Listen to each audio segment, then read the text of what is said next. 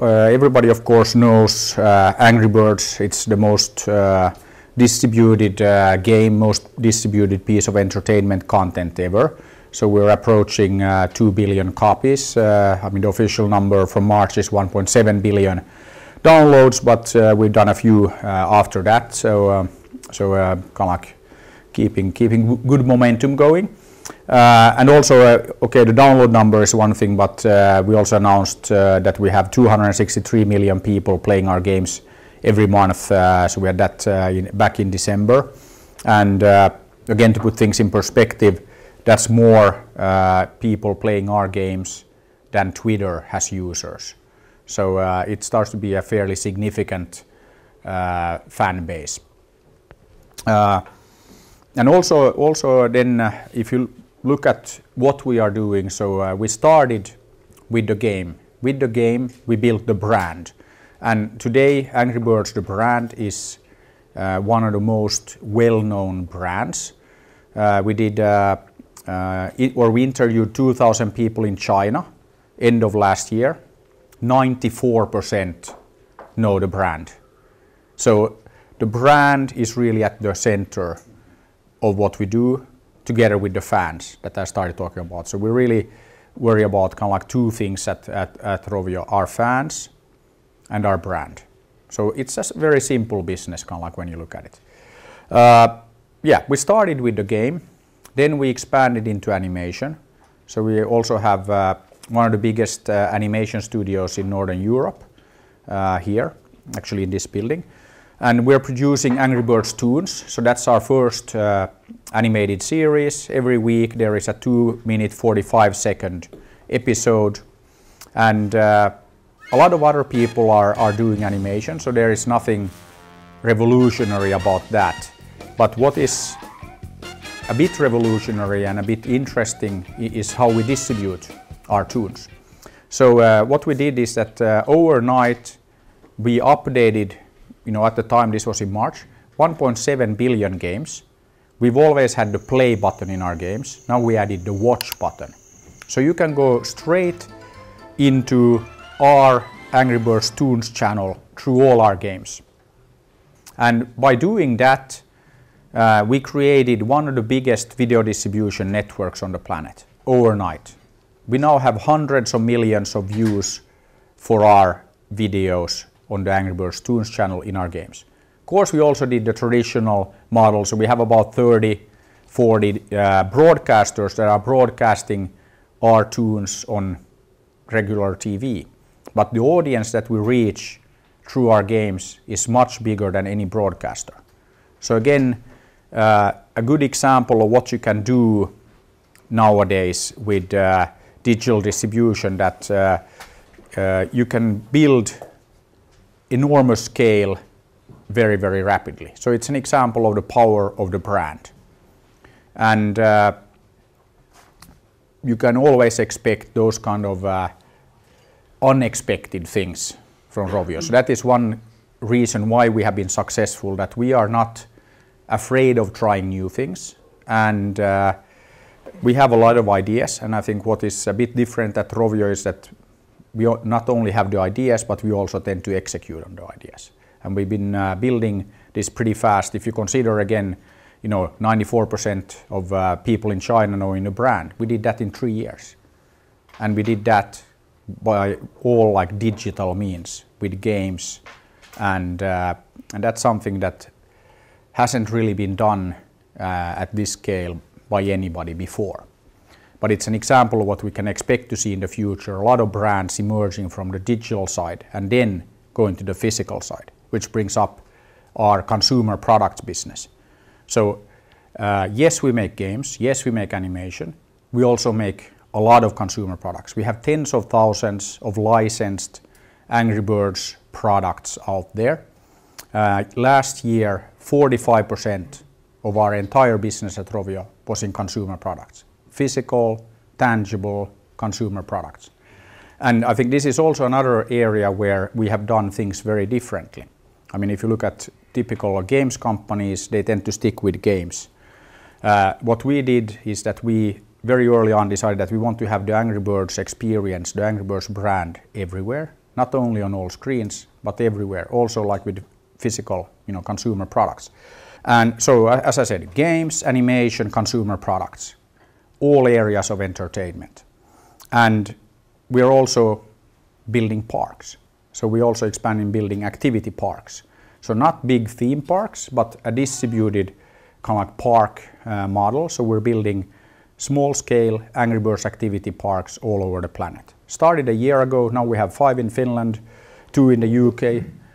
We have working on 1 in Malaysia. We have 1 in Russia, 2 in China, 2 in the US together with NASA. So they're like this Angry Birds space experience at the space centers that NASA is running in Houston and Cape Canaveral.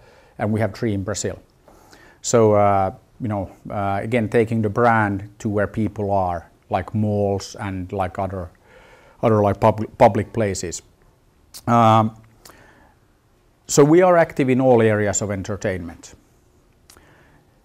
We're not stopping there. So if you look at ROVIO, yes, we are an entertainment company, but we are adding a few more E's. We're a triple E company: entertainment, education, and we apply entrepreneurship to everything we do.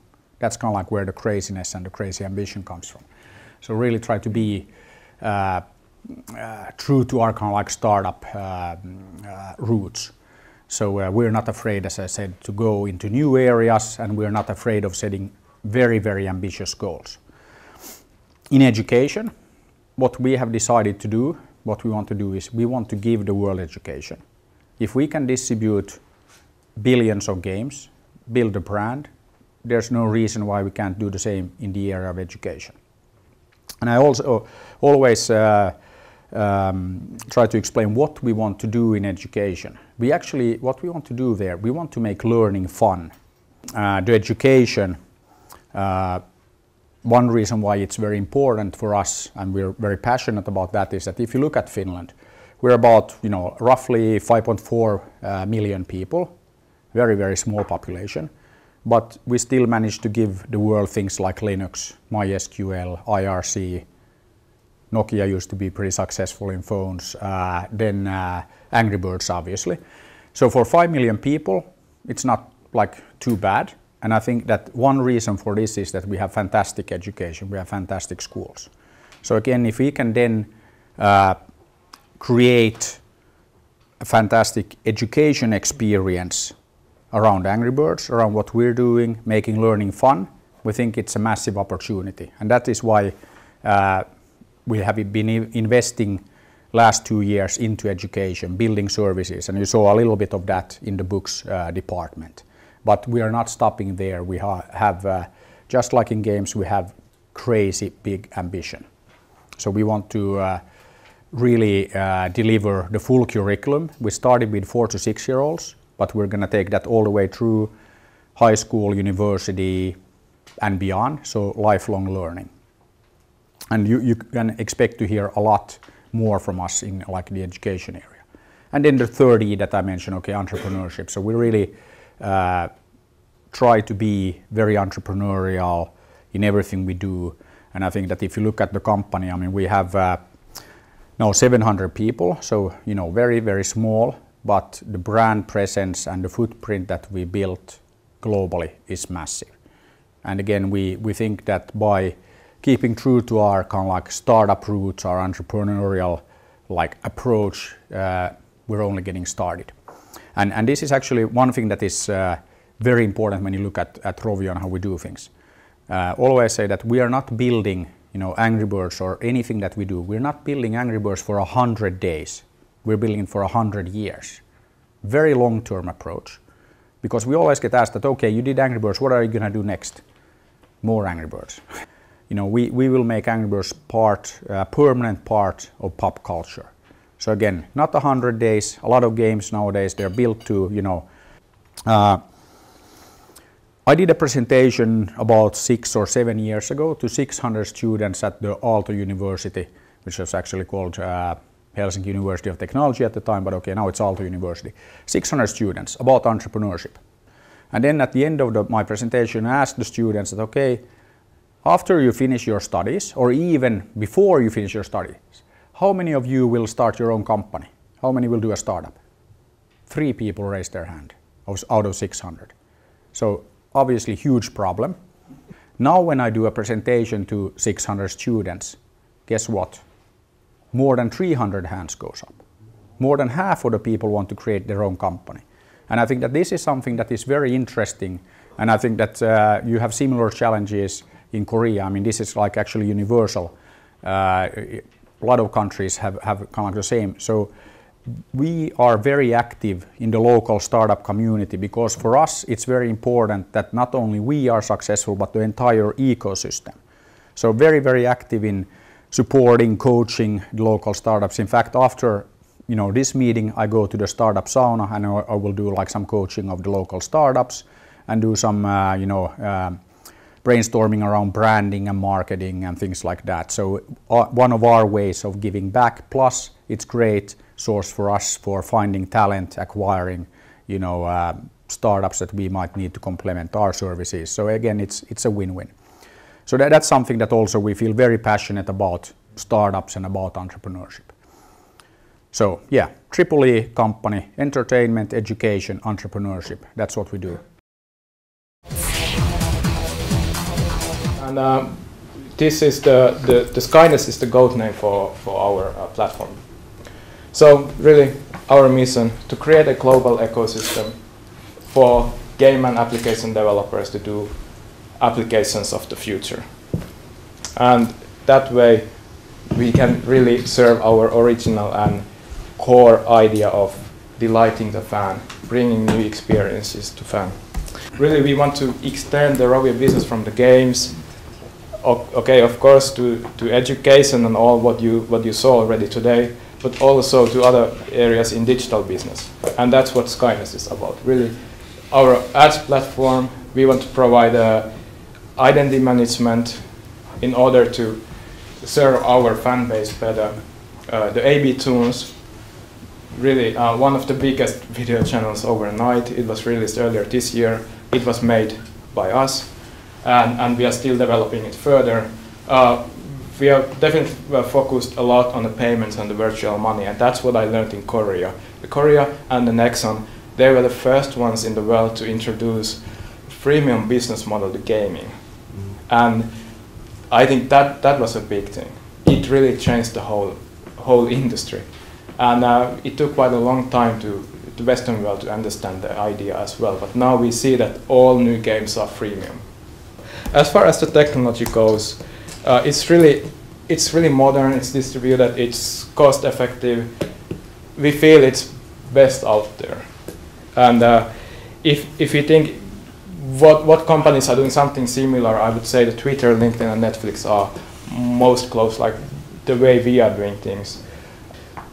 Then about the research and the innovation. The innovation and the grassroots research is really important for us. We have also EU-funded research project related to databases and the distributed storage. That's very important development, and those are needed to really make the Internet of the Things true and make it possible to create cloud systems that support billions of users. So we have put our ambition level quite high. We didn't want to just create a system that would support 1 million users or 10 million.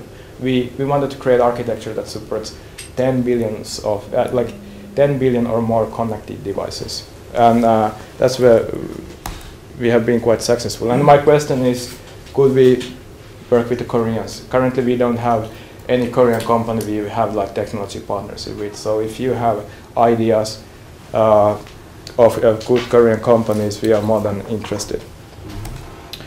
All right, then about really Skyness, we want to be global.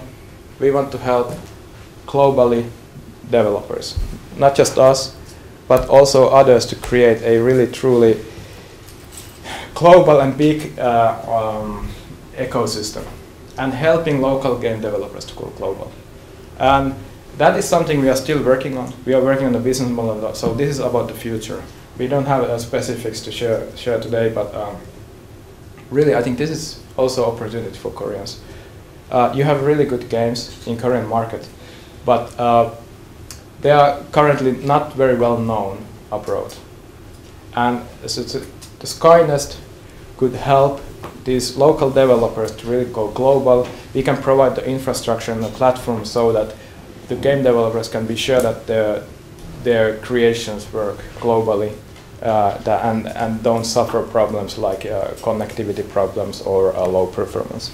I think these games very popular in Korea. Anipam Dragonflight, I Love Coffee, the Hamke Cha-Cha-Cha, or Everybody Cha-Cha-Cha, Windrunner, and Everybody Does Marble.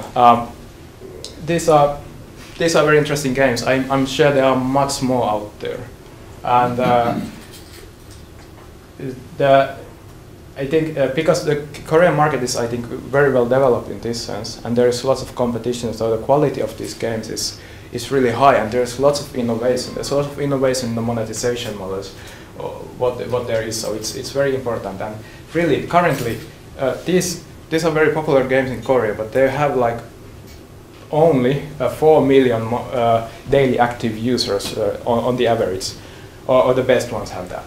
Could we help that to be 10 times higher? That would provide much more revenue for the Korean game and app developers and help them to really take the next step and go truly global. And then really like about the branding, the Pororo Penguins, could we help Pororo to be global brand by making it as part of our AB Tunes offering? So could there be a Pororo channel, for example? These are the questions, of course, that needs business discussions and something. But I wanted to take this up because these are examples of like of our atmosphere that we want to work with we want to work globally with local partners, and we see that working with everyone and sharing the good things, it benefits everyone. So this is what we really are after. How do you think the level of game technology and company in Korea, and what is the strong point and weak point? What I think Korea is strong is in finding good monetization models, being innovative in user experience. That's, for example, like why Kakao Talk was so successful. I think technically it's not a perfect messaging platform, but business-wise it's perfect social and game discovery platform, and that underlines the strong and the weak point, I think, in a quite good manner. That strong point really monetization, ideas, the actual concept, the fan experience, that's outstanding. But I think technically Korean developers could do better. I think one of the issues in Korea is that many of the developers, they are very familiar with the Microsoft technologies, but these days they are not the best solution out there to do really connected applications or truly scalable clouds. And that's why I think we in Finland, we are in a good position because Linux was created here, and we have a very strong open source culture. So we are very people who we hire, all the developers, they know the Linux, they know what technologies are there, they know how to use open source, they know how to promote open source, participate in the development, and I think that is one key to the future. That I think the Microsoft technologies, they restrict the business, they restrict the possibilities quite a lot, and I think at least that has been one issue in Korean markets previously. I know many of my friends are working in Nexon and lead developers there, and they are using Microsoft servers quite a lot, and that makes the operational side of the things quite difficult. And that's also one thing we hope to help with the Skynest, that we have automated the whole operations, and really like management of the cloud is completely automated, so that there's no manual labor needed. First of all, even we have 100 people, we want them to focus on the R&D. We don't want them to focus on just operational side of things and doing administration stuff. And one key reason that was possible was that we actually used open source technologies. We used Linux. That's much easier to automate than Windows-based systems in general. So that's one advantage. Also, other is that at least globally, it's much easier to find these days talents that are good with Java, are good with Linux, so and good with all open source components. But really, I think the Korean community, Korean developers, they have lots of potential, lots of ability, and I think now the key question is, of course, not the technology. Key question is that do you want to change the attitudes to go more global, and that's where we can help you as well. Mm-hmm. I think Korean markets are big enough to create a good revenue for successful companies, but the global markets are much bigger, and there are much more possibilities. And if you think the revenue growth of like the gaming industry in Korea to the future, I think going global is a good option for you. And yes, you have done great job already in China. You are very strong in China in the sense that many game companies in Korea are thinking Korea as a beta market, and then the real test and the real market is the China. And I think that's a correct attitude. But then don't forget Europe and the US. Still the huge markets. The European market is the biggest in the world, and lots of people are used to use handheld devices. So I think it's very good opportunity, not only for us, but only for Korean developers. ROVIO learning is about fun learning. It's fun learning, and then it's Angry Birds brand plus Finnish learning brand that we're putting together. So two beautiful brands, one pretty young, beautiful brand that people know and that people are emotionally attached to, and that motivates and engages people, Angry Birds. So we're using the engaging part of that brand to hook people and entice people, engage people into learning as well. And on the Finnish learning side, an educational system where we have like terrific communication between schools and authorities, the children, the teachers, the universities. So we're building on a wonderful legacy. Combining these two brands, it can't be just putting a sticker on some Finnish educational books and saying that this is something that we could use globally. We have to do product development and we have to do research to be able to combine two different kinds of brands. So that's what we're doing. For education definitely is something very, very local. It's very close to the community. It has to be tied to the culture, and it has to be tied to the national curriculum. So this is a learning program based on the Finnish national curriculum for kindergarten. So if we look at it very tightly, it's for 6-year-olds. That's like the main focus.